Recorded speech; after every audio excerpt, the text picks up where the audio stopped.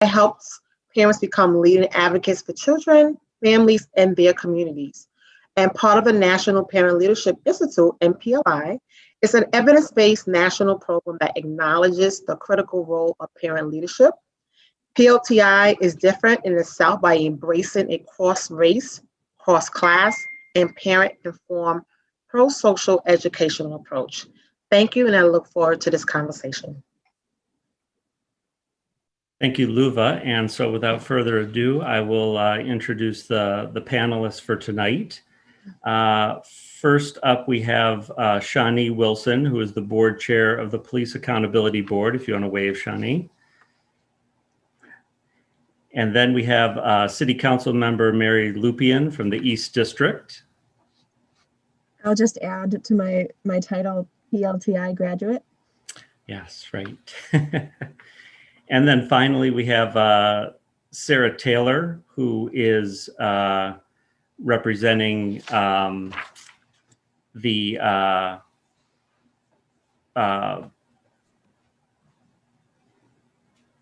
PEAK program, which is a BIPOC family-led initiative advocating for mental health reform.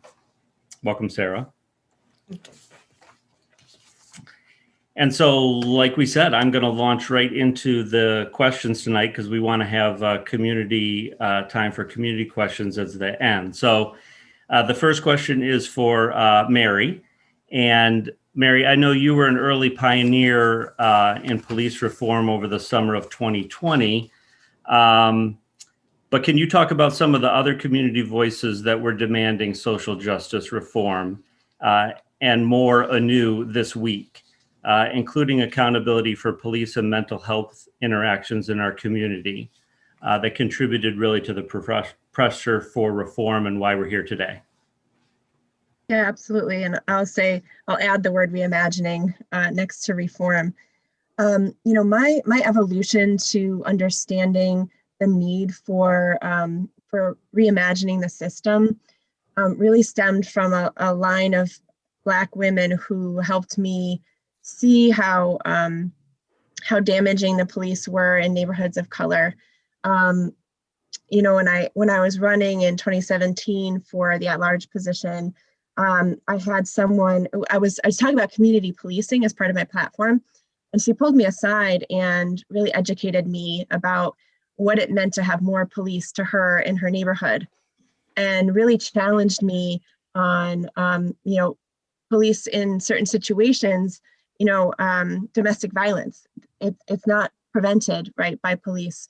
And so is that something that police need to respond to, or is it something that another professional that has the ability to interact, you know, and has the professional background to interact in that situation, have a positive outcome?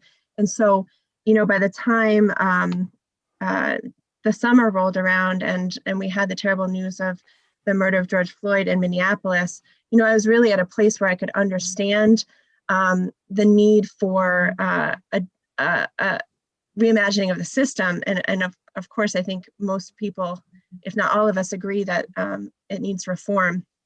But in June is really when everything in Rochester came to a head, because it was right after George Floyd had been killed that we were in the city talking about our budget, which we voted on in June. And so members of this community, part of the Black Lives Matter movement, and especially a group that was newly formed called Free the People Rock, were challenging council members to reallocate funding from their budget to do things like crisis intervention, really specifically. And so, you know, I got a call from Danielle Ponder, who's, you know, pretty famous in our community for being a social justice advocate, but also, you know, really talented singer promoting social justice, challenged me to come out in support of reallocating funds from the police department. And so, you know, that really pushed the conversation. And what council ultimately ended up doing, and the reason was really not to, you know, they were calling for 50% reallocation. And my fellow council members really felt that we didn't have as much knowledge about where to take the money from in the department and where it should go. And so what we did was set aside $750,000 in a contingency fund to take a look at what we might want to spend that money on. And the money came from half of a recruit class and some of the special events budget for the police department. And so we had set that money aside to do that. And so in September, after Daniel Prude was killed, and it was such a clear case for why we need a crisis team to go out to these calls, you know, that police don't have the training for these incidents, and that it's really professionals that would be better suited. We had that $600,000 set aside that we ultimately ended up giving to the team. Excellent. Well, appreciate that. And, you know, we're going to hear details on the community response team as one of the many things that we are talking about and that the community's coming forward and demanding. And so in that spirit, I wanted, Sarah, you to come in and help set the table for what it's like to care for and navigate a child and a family member through the mental health system, right? Because it's not just police here. We're talking about the intersection of the mental health system and the police system and our community. So if you can highlight your work on behalf of the BIPOC families that you're representing and some of the key reforms you're advocating for. Absolutely. Thank you, Steve. One of the things that I want to, really highlight, while we are very, very service rich in New York State, and particularly Monroe County, when it comes to the children's behavioral health and mental health systems, we have one of the most complex systems to navigate in this community. And I want to be very, very transparent that I'm a social worker and I have been an administrator. But the journey that I have been on, my personal journey as a parent, has been like a horror movie and a nightmare to navigate wait lists for 6 to 8 weeks when your child is in crisis, to wait lists for skill building, community-based services for 4 to 6 months, to go up into psychiatric hospital waiting areas for 10 to 20 hours to be seen, to walk into our clinics that are making millions and billing millions of Medicaid dollars and not to have any clinicians that look like you, are just just a few key aspects of how complex the children's mental health system is. And while we have all these service providers that are contracted to provide services, the fact that we have one of the highest poverty rates in this community, and that we have not, particularly over the last 6 months, prioritized the social and emotional health of our babies and children, is a crime, should be a crime, and shameful. The complexity, we don't even have a handle on.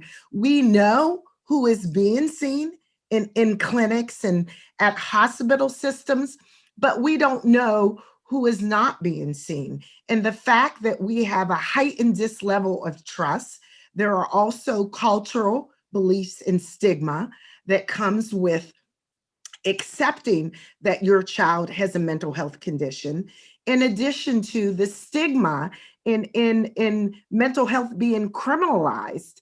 That is one medical condition that you are still penalized and criminalized. So you have layers of personal guilt and shame associated with your child being stigmatized, and the fear of medications that we have. So it's a very complex system with wait lists, lack of cultural humility and racial equity.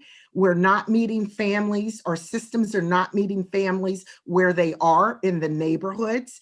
And we really are calling for a total transformation of our community mental health systems. And we want it to be driven by parents, the needs of parents. We don't want providers and researchers coming to tell us what works for us. It's time that they listen to us and we tell them what it is we need. And we have been active out in the heart of the city, in the neighborhoods where other advocacy groups are not. And it's our hope that we will reduce the wait list, really push for providers that have contracts.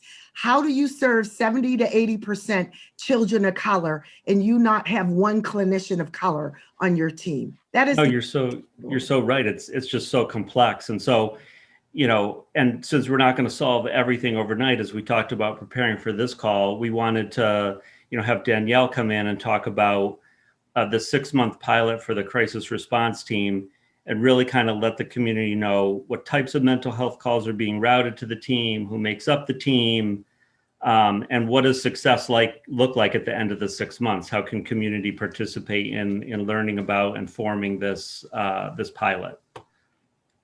Yeah, absolutely. Thank you. So the person in crisis team, so we called it the person in crisis team, or PIC team, as you'll hear it referred to. And, the name is intentional because it's about a person who is in crisis. And, seeing people as people, and seeing them as experiencing that crisis and not that they are a constant state of crisis themselves. So the name is intentional and it's important because it means that we are trying to respond to the people in crisis. And the purpose of the PIC team is to be an alternative response. So a response that is, a first responder that's not either law enforcement or EMS or, an ambulance. So making sure that we have a different level of professional. The team is made up of what we call emergency response social workers, but they're credentialed as either licensed master social workers or licensed mental health counselors, but they are behavioral health professionals. And they are available 24/7. The team is always on and always available. We have launched the team with the start of behavioral health calls that do not involve weapons, that do not involve medical emergencies, or active violence. There is an opportunity for the team to expand its scope either during the 6-month pilot or at the conclusion of that 6-month pilot, depending on how we do that and what resources are available to do that. So some of the additional opportunities that are out there for the team to respond to include things such as wellness checks, which we know don't always require either law enforcement or emergency medical system. We are getting our calls right now, either from 211, which we are, really advising the community to use 211 to access the team. But we are also getting our calls as a part of a diversion at 911, where those calls that would have gone to the police are now coded and go specifically to the PIC team instead. When we're on scene, it's critical that the behavioral health professionals be able to take the lead in de-escalation and then making the assessment of the acuity level of the individual that is in crisis, or making that assessment of what really is the crisis and what could be a community-based response versus a hospital-based response, if possible. We will be measuring a number of metrics as a part of this. We're going to look at the percentage of calls that are transitioned from law enforcement to the team. We are looking at the impact on emergency department utilization. But most importantly, we're looking at the outcomes for individuals. Are we making meaningful connections for people that keep them in the community, but keep them supported in a way that they can be for meaningful support for long-term recovery and long-term independence in the community? So, the community can be involved. At the end of tonight's session, I will put up not only our web address for this, where the pilot plan is online for people to see, but also where we will continue to post information. I will also put up an email address for people who want to or learn more or want to follow up with questions that we may not be able to get to this evening. But it is a community engagement process. We have done several sessions and ways of doing outreach to community to be involved in this. We will continue to do that. We have a number of community engagement opportunities, and the community makes up the advisory committee that's overseeing this, including people who have lived experience with the system and want to be a part of the change. Excellent. Thank you so much, Danielle. And so, this is a great time to bring in Shawnee Wilson and the Police Advisory Board, right? So when we talk about what role do we want the police to play, and when we talk about accountability, especially in the context of the grand jury not indicting the officers in the death of Daniel Prude,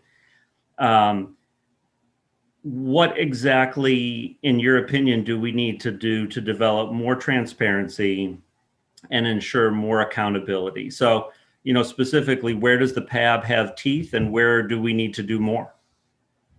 Okay, so thank you so much for allowing me to come tonight. So I want to just correct and say not advisory, but accountability. So we are the Police Accountability Board. We are looking for a couple of things. We talked about where does the PAB have teeth? I believe that we have teeth now. That's the ability for the PAB to do what it does. And it took, 7 years for the PAB to be in over 40 different organizations, to continuously talk to city council, lobby, march around the streets, advocate for the PAB to exist. And that's why we're here in the first place. So, the PAB does have teeth. I think that, when we talk about the need of, where do we see more accountability or, some of those things, I think that we are looking for policy and procedure changes, and we're also looking for discipline, but we have to understand that, by the time you have already dealt with policy, by the time you've already dealt with discipline, you should have already started at policy and procedure. And so, even though we are still fighting or in court with, or, lobbying and getting in court our disciplinary power from powers back, that does not mean that we still cannot look at policy and procedure, examine it, recommend changes, and at least so we can, hold officers accountable in that way. Excellent. Well, thank you for that. And, when we talk about discipline and accountability, the community, on this issue, but on a whole host of things, right, is kind of screaming at the top of their lungs. We have, just speaking up on structural racism, a lack of quality school options, unchecked rent and evictions by absentee landlords, a lack of fair access to jobs, food desert. There's this sense of general abandonment and kind of a degree of unrepresentativeness for community voice. And I know we're all working on that, but this really is for anybody that wants to weigh in here on the panel. All these things are moving us in the right direction, but what is going to give listeners tonight confidence that we can move faster and that we can have more of the accountability that I think they're calling for? What does that look like to all of you, and where do we need to go to the next level? I can say that, from my perspective, being on city council, it works. When the community raises its voice, it's powerful and we hear it. And, there's a lot of priorities. And sometimes it takes the community, really pushing us and holding our feet to the fire to move things to the front burner to actually get it done. And so, the Police Accountability Board is an excellent example. Advocates were pushing for that for 5 years. And for the last 2 years, they went to every city council meeting and had people speak. And, I think it's commensurate with how much of a shift it was to have a disciplinary body, or a police accountability board that had disciplinary powers. It's kind of a complete change from the way that it had been done here and nationally. And so it may take a while, especially when it's a complete change and something completely different. But it worked. And City Council, before I got on, worked with these advocates, the Police Accountability Board Alliance, to craft the legislation to create the really powerful board that we have now. So it may take a while and it may seem discouraging, but it works. I appreciate that perspective. And so maybe Sarah, we talked about bringing you in here to kind of have the last word, and then we'll let the community members jump in. There's a lot of people calling for state control, and there's decrees for the Rochester City School District. When you look at this kind of pattern, although again, we have more teeth and we have more accountability, we had an acquittal that people are wondering about, what more do we have to do? And so there's specific things that other communities have done. There's the U.S. Department of Justice Civil Rights Division has, authority under the Violent Crime and Control Law Enforcement Act of 1994 to come in and, give decrees and have some external accountability where there's a kind of pattern of mistrust. And so, again, I don't want to discredit that we're going in the right direction, but where else can we apply pressure, or do we just have to wait? Well, I just think for many, many years in this community, we have danced around the discussion around combating systemic racism until we are ready to disrupt the power structures and the power imbalances, which are typically tied to economics. We're going to keep dancing around some of these deep-rooted systemic issues in our school systems, in our health systems, in our public safety systems, in our economic development systems. We cannot not talk about it. The elephant in the room. We know it. We see privilege when it shows up every day. And we can't, as residents, tax-paying residents of this community, and those that are not paying taxes, but live in this community, we cannot afford not to combat head-on systemic racism and empower those that don't have a voice. I can't speak for every parent that has a child with a mental health diagnosis, but I can empower them to say, you know what, I want to make room for you at the table. We make so many assumptions without talking to people. But to answer your question, we got to get to the power struggles. We need white allies to stand up and say, okay, I see what happened to the 9-year-old is not acceptable. I see there was an acquittal. It's not acceptable. What can I do in my seat of influence as an ally in power to combat systemic racism, which is the root of some of these major issues in our community?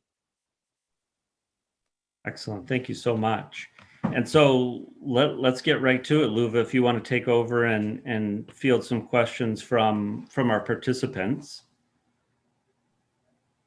While she's doing that, I would like to add to what Sarah was saying. Absolutely. Because I think that one of the things that we've been missing is, what has happened to support people with being in the community. What have we done to support people who live with, chronic diseases, chronic disorders? Mental health and substance use are not given the same supports and community-funded supports that other chronic disorders receive.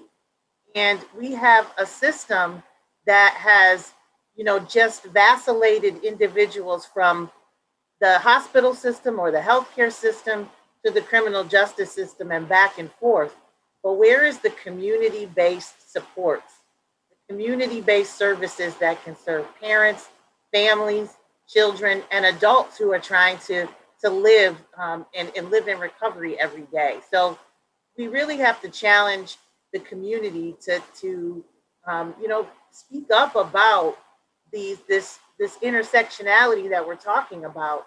But there is a middle lane. There is a community response. There can be community services that connect with people, that are delivered by people who look like their community, who speak their community's languages, who live in their community, who are their neighbors, and who have a distinct and cultural understanding of how to interact. But at the bottom of all, the core of all that, the foundation, they see them as people, human beings who, deserve the compassion and the energy that everybody else, if someone had cancer, if someone had another, chronic disease, would get. We have to see that. And then we also have to see our, Black and brown children are not small adults. I'll say that again. Our Black and brown children are not small adults. They're children.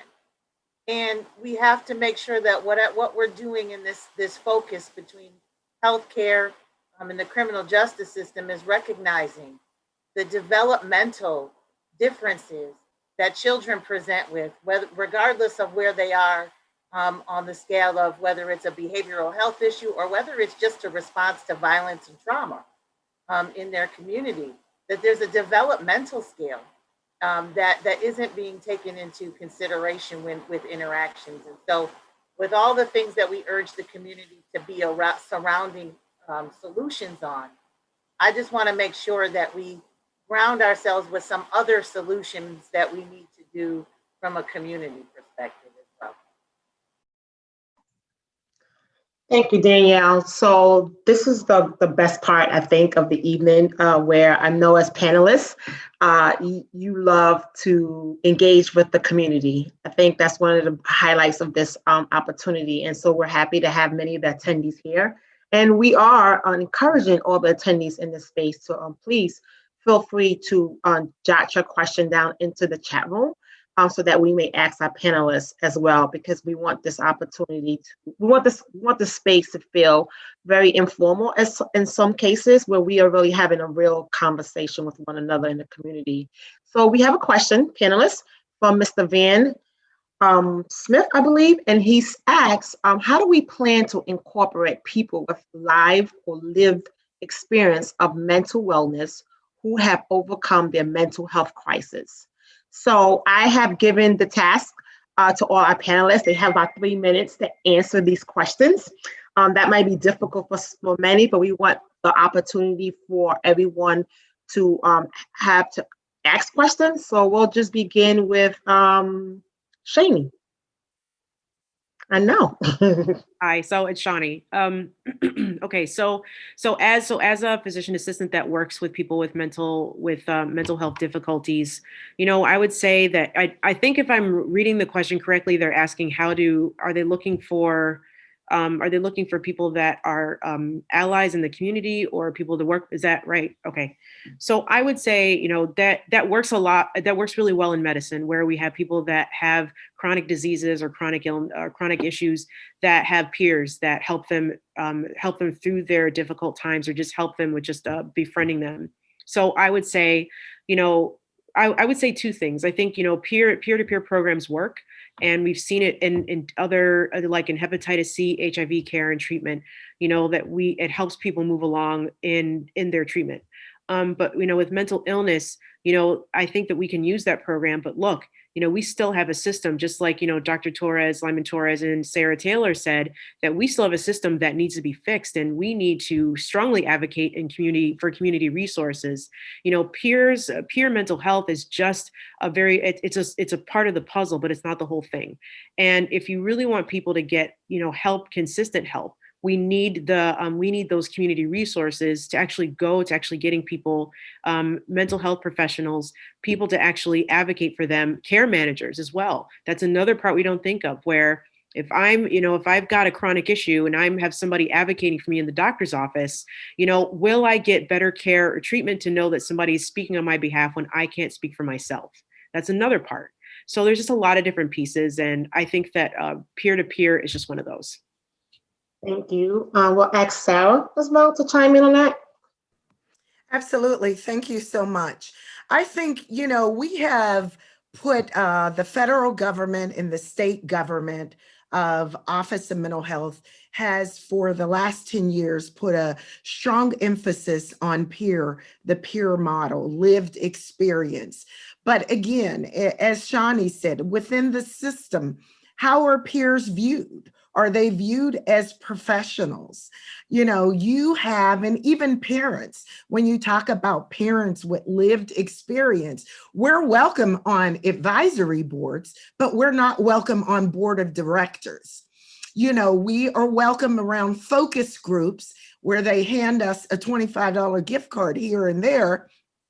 But are we welcome at strategy and program design meetings? We're talking about moving from the peer movement. Now you're hearing a lot of the terminology about human-centered design.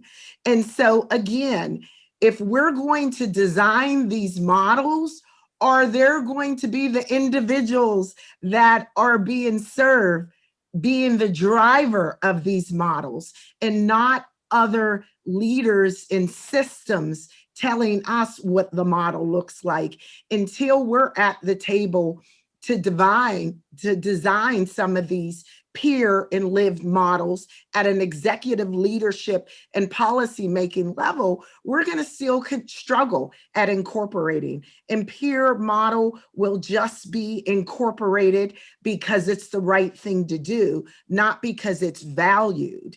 And I think, again, policy and how it's viewed by administrators and leaders. Thank you. And Mary Lubian, you could chime in on this as a parent leader, a graduate of PLTI. I know that some of what Sarah just said resonated with you in terms of when you started your journey in the PLTI program as a class leader and then trying to figure out things. How has what she just said has given you that platform to be where you are right now as city councilwoman as well?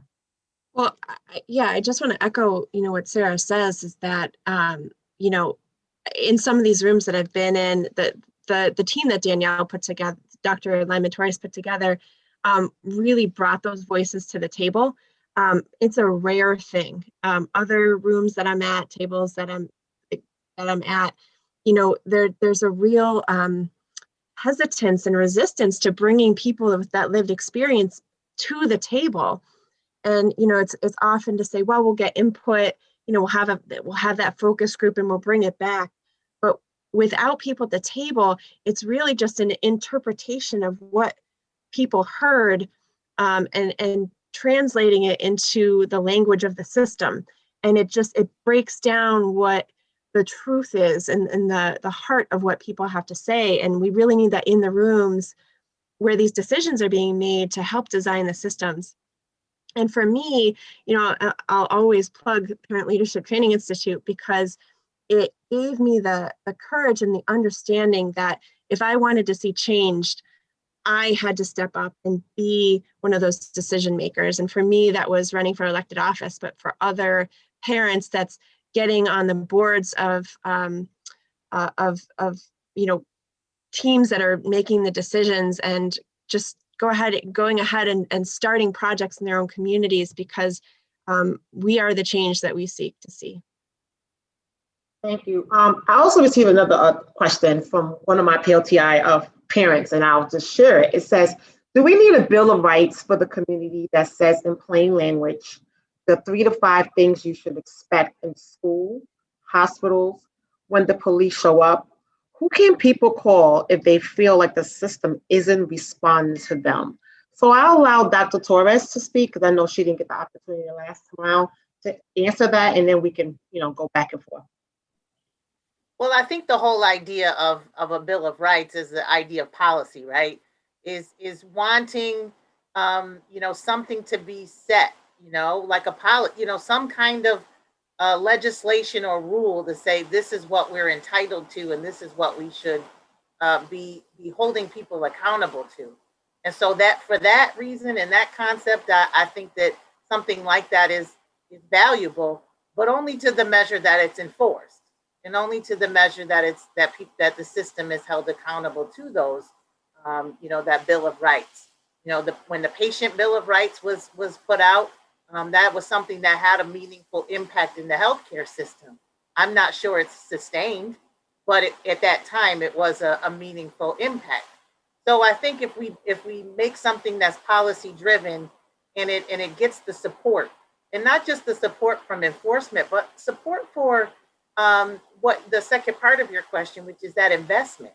Because who do you call? How do you call out when that's not what your experience is? Where's the quality assurance for that if it becomes a policy or if it becomes legislation? And that's an investment that has to be made in order for someone to have someone to report it to talk about their experience, to get their experience improved. So I think in general, I really do support policies like a Bill of Rights, but I think that there has to be an investment behind it, and there has to be, something else behind it to make sure that the change that it represents is sustainable, and is something that is held up, that we hold up our end of that bargain if that's what we put forward as a community, as a government, as a support system. So I think that's a great question, and I do think that policy is where we all said we needed to start. But there also has to be an investment in that policy. Anyone else on the panel would like to chime in? Yep, go ahead. So I just, I was thinking about, the Patient Bill of Rights, since that's what my, day job is. And just like the Bill of Rights in general, the Bill of Rights of this country, that, the Constitution, which is our, our main document that tells us what we can and can't do, how do we live, certain inalienable rights. But the Bill of Rights was created because the Constitution didn't address certain things and we needed a Bill of Rights. So, but how do we honor that? The government says, well, look, we didn't address this in the Constitution, so we'll create these Bill of Rights and we will honor those for you by putting them down.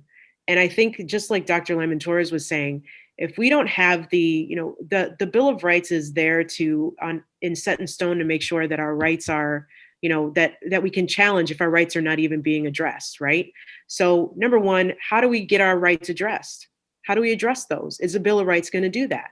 If we, a Bill of Rights, says that, we are entitled to certain things, we have to make sure that we have a government or a system of government, even in Rochester, or an agreement that will even happen. And so that's where I'm saying, like, we can advocate for a Bill of Rights, but we also need to make sure that, to Dr. Lyman-Torres's point, that we have a system that will even address that, which is, for me as a clinician, very difficult. Me as the chair of Police Accountability Board, very difficult, because we are still trying to put policies and procedures in place to make sure that people's rights are protected. People's rights are protected at like in general. We have, we keep wanting to look at bad apples, right? But we don't want to look at a tree that's rotting. We need to look at that. So if we want to look at, we are constantly obsessed with the fruit, but we're not looking at the tree that's rotting away. So we need to be able to look at both. And Sarah? I just also wanted to add, we cannot afford not to look at performance-based matrix and value-based services as we talk about rights, as we talk about policies, and really begin to hold service providers, medical, human service providers, law enforcement, teachers, school districts accountable with some type of performance for pay matrix. When do people change? When you hit their wallet. And so, when we're talking about rating grants, when we're talking about funding and contracts, if you serve 70, 80% Black and brown children, but have no leadership to reflect that, you don't get our funding. You don't get our funding until you figure out how to do it. You're serving a large number of inner city zip codes, but you don't have any staff that live in the city. Until you figure it out as an organization, you're not going to get our funding. So when I think about not just patient rights, I think about value-based payments, performance-based matrix that hold organizations accountable. We cannot operate as normal. There needs to be different levels of accountability that incorporate racial equity and that addresses some of these systemic issues. Thank you. So I had a follow-up. That person had a follow-up to the same question I asked earlier. And the question that they're asked was, so sometimes, or maybe it's a statement, I should say, sometimes when you call, you get bounced around and it's great to join bills, but people are busy. And so where can we have more advocates helping to elevate the community voice? Who would like to chime in on that? So I'll chime in on that because really, me sitting here in front of you, I am a product of that alliance, the Police Accountability Board Alliance. I think, I came into the alliance kind of at the tail end once the referendum had passed, which by the way was 75% of Rochester citizens that did that, which is honestly, it's a miracle. That these groups of these organizations, these people, work together. They all didn't agree, but they still got the job done. And we are, even though we are still struggling in a lot of ways to get our disciplinary powers back, the fact that the accountability board exists and have the powers that it does is because of community getting together. So I would say, join the Police Accountability Board Alliance, but join other alliances across the city. There are strength in numbers, there are power in numbers, and we know, folks, that actually does work. So that's my advice. And do you feel, I'm sorry, this is my question, Pi. So do you think that, because there's so many groups doing so many of the same work. And I know many residents probably, or parents or families are thinking like, okay, which one is to join? Because we're all doing the same thing. And it's like we're working in silos, right? How does a parent who wants to be involved, wants to get their voice elevated, get involved and select the right one that has the right, I don't want to say agenda, but I want to say agenda, like it has the right focus, because this work is not easy, as this work is ongoing, right? And it's probably going to be ongoing for so long. How do we, how do parents fit into that? Maybe, I don't know, Dr. Torres, you might want to chime in, someone, how does that work? Because I'm pretty sure someone is thinking that in the background as you guys are answering so eloquently, but still, still questioning some stuff. Well, one thing I would say is that, parents and residents of all kinds, whether parents or not, need to be active at the tables that are already open and we just haven't been a part of on a regular basis, because a lot of people don't know about them. A lot of people don't know, where the meetings are, or how to attend the meetings for decision makers. Of any kind of any level of municipality, or any board of directors for nonprofit organizations, who many people don't know those board meetings have to be open to the public. And so people don't go and people don't participate or people don't reach out.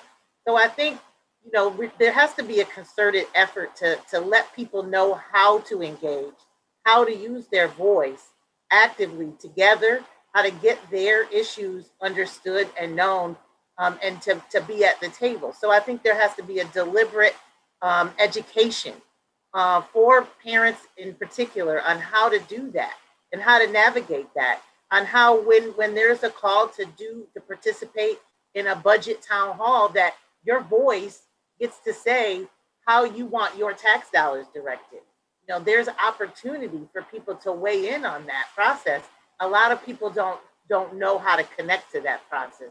So we have to make sure that anytime we're having conversations, that we open those doors, that we as leaders, we guide people to it, we bring people to it, send links, share information like we're doing tonight, invite parent groups, get them engaged and involved at every level, so that we can be the stewards of each other through the process, because we're going to need to do that. As I learn about a door that opens in a process, I want to share that so that people can gain access. And I know that my fellow colleagues on the panel probably feel the same way. When you get an in, and you know how to get to the table, you have to turn around and bring people to the table with you. And so I'm encouraging people to reach out. We'll be encouraging people to reach out through our email that we put up, website, but I know everyone on here is going to continue to reach out and be accessible as well. So I hope that parents, like the one who posed the question to you, that we can make those opportunities more available through community education. And I also wanted to highlight, and I know I see Mary and everybody wants to chime in. I'll let you guys chime in. I just want the person, I'm chiming in on this too, I'm sorry. So, most of the meetings are normal during the day. Like, how do we be successful in going into community and doing that if most of the events is in the daytime? Because families are at work and then you have families at night. So how do we balance that? Because one thing that COVID did is it showed us that there's other options to engage families and engage parents and people in the community. Who would have knew the Zoom world would have been what is on and popping right now, as you would say, right? Because everything we know of is to go out and talk to the person's face, but there's these other options and opportunities. So how does one, you guys are all leading the work in different sectors and different parts of our organizations. How are you guys going to be able to make sure that it's accessible for parents and families to be able to attend meetings and have that opportunity to engage in conversation? Because that's very crucial. Because we can say that we want parents to be at the table, but if we're having an 8 o'clock meeting, I know as a parent, you would never find me at 8 o'clock. I barely want to get up at 8 o'clock in the morning. So I'm just trying to figure out how can we, because you find it in a lot of boards, a lot of groups are doing early, because of course it's convenient to them. But if you want to have the parent voice, how do we get that parent voice involved? So how do you see yourselves doing that? Or how do you think one can begin to do that? Mary, maybe? I'm sorry. Yeah, I just wanted to add how hard it is to know all these conversations are even happening. Even as an elected official, I had to find my way into all of these rooms that were happening, having conversations and making decisions around how to reshape our mental health system. And I'm sure there's many more that I didn't know about. So I wonder though, as much of a barrier as it is, and how Dr. Torres said, once you find a room, pull someone with you. I think there's a responsibility of decision makers to not, there's you set a table and expect people to come to your table, but we should be coming to their table. And, there's existing parent groups through the school district of all parents and parents of kids with special needs. And how profound it would be is if we found out when they were meeting and came to their meetings and brought decisions to them.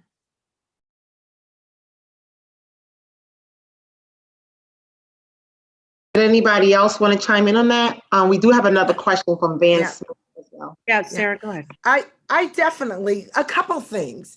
I can give you a prime example. There were a couple reports that came out, and there's still reports coming out. When you have parents that are active that gotta try to fight their way to be around tables, some of these closed doors that superficially say they're open to the public when they want the same handpicked people around the table. We still have that going on in the community. And we have to recognize one parent group that puts you through a training doesn't represent all the parents.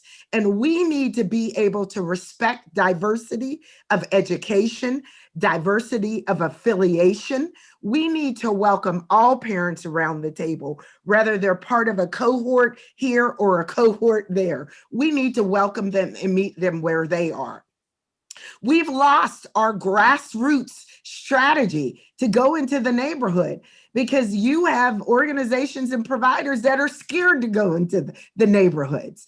One of the things that we did from October quietly to January is going into the neighborhoods to figure out how can we safely hold these groups in a hybrid model with small groups of 10 safely, in a virtual, a hybrid model. No one necessarily, everyone doesn't want to talk about mental health and their children's and what's going on in their home virtual. So we met them where they are. If they said they wanted in-person space, we figured out how do we create it safely. You can't meet people where they are if you're not talking to them, or if you're afraid to talk to them, or you devalue their voice. We have a question, and this will probably be the last question because I know we want to make sure we honor the time that we set on our flyer, and just for our panelists. But feel free to still jot your questions in the chat room. I know that we'll be adding some email information that you can still ask some questions as well. And our panelists have all agreed to answer those questions too as well. So you can do that in the chat room. But this is a question from Van Smith that says, Sarah talked about people with lived experience have to be involved at the leadership level. I agree, but this community must put resources behind community-based organizations. If I may, I didn't get a chance to address the peer question, and I really want to in this way. And I know that part of that's Van's perspective because he serves on the committee for the PIC team. And I really value the work that peers bring to the table. And I think that some of the models that we've seen combine the use of peers with providing that community-based support. That being the people who are employed to provide the community-based support, not as volunteers, but as a source of employment. We've seen models where that works. I hosted a session with the folks from Miami-Dade County and how they've used that in their community to create a system of peers who are, who provide that community support to people. And I really find that there's a lot of value there. But as I also said, with all of the other things that we've responded to, the resources are there. They just have to be allocated. So we spend a tremendous amount of resources in our community on the healthcare system, on emergency medical system, and on the criminal justice system. And we have to look into these systems and we have to find the resources to provide community support. And I know that, one of the things we look at is, this ED utilization. It's the most expensive access to healthcare. And so it's hard for someone to tell me that we can't take some of those dollars and work on providing community-based support.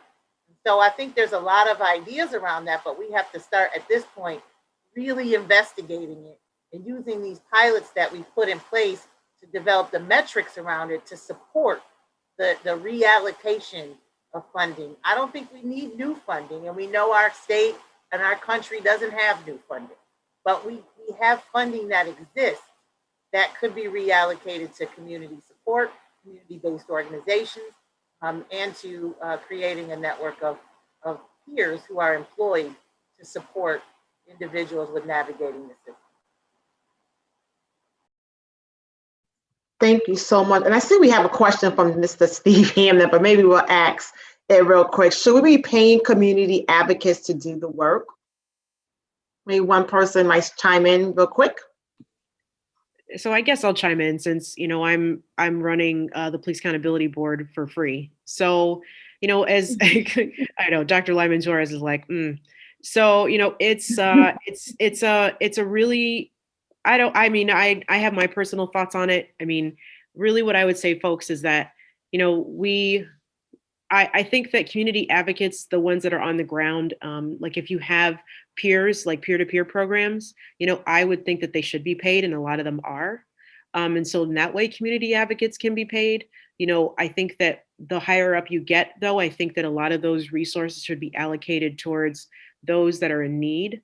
Community resources that are underfunded. We can do that.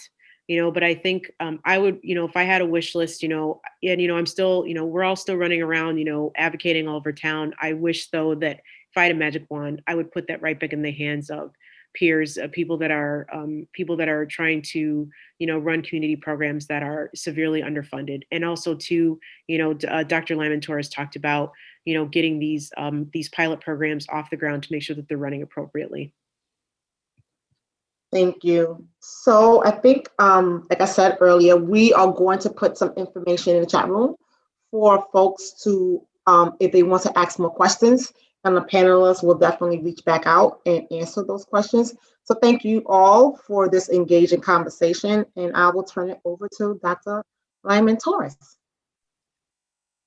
Thank you. I'm going to put up a slide just with our information on it for you all to access both our website for more information, as I stated at the beginning of this session, that if you go to cityofrochester.gov/crisis intervention, not only will you find a copy of the pilot plan for the PIC team, but all kinds of contact information to follow up, to get involved, to ask questions, and to watch for data, because that's where we'll post the information that we evaluate and come up with. And then if you want to forward your additional questions to crisisintervention@cityofrochester.gov, there we will be able to get your questions answered, if not by us, but by the panel as well, because we do want to honor the opportunity to follow up to your questions from today. So again, on the screen, you'll see our web address as well as our email. So write that down before I stop sharing, and thank our panelists.